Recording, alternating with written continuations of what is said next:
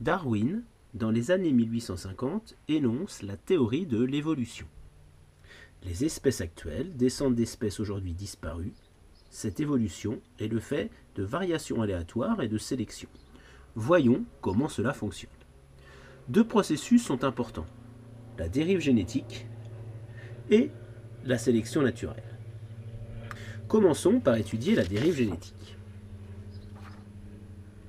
Prenons l'exemple d'une population d'herbivores vivant dans un environnement dépourvu de prédateurs. Les générations se suivent mais ne semblent pas forcément du fait des variations individuelles.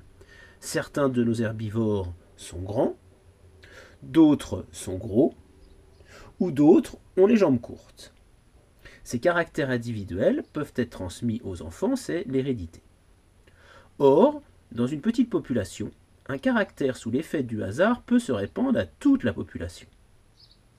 Si dans notre petite population d'herbivores, un individu grand a par hasard plus d'enfants que les autres, ces enfants ayant une forte probabilité d'être grands, c'est l'hérédité, la grande taille peut alors se propager dans toute la population. Notre population d'herbivores, sous l'effet du temps et du hasard, a évolué vers une forme grande. C'est la dérive génétique. Pour résumer cette première partie, une petite population plus le hasard plus le temps va entraîner une dérive génétique et ce qui va entraîner une évolution de la population. Voyons maintenant l'autre processus qu'est la sélection naturelle. Nous prenons toujours nos herbivores qui vivent paisiblement dans leur environnement.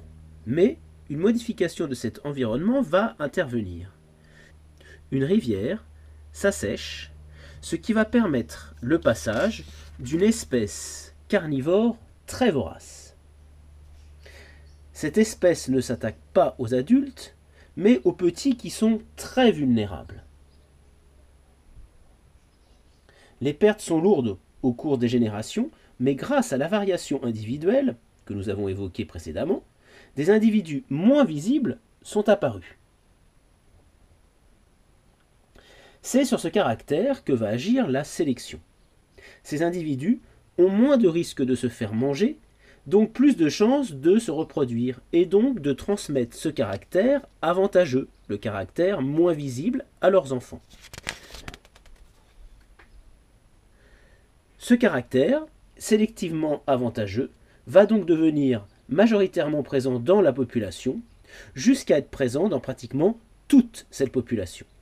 On dit que la population s'est adaptée à son environnement.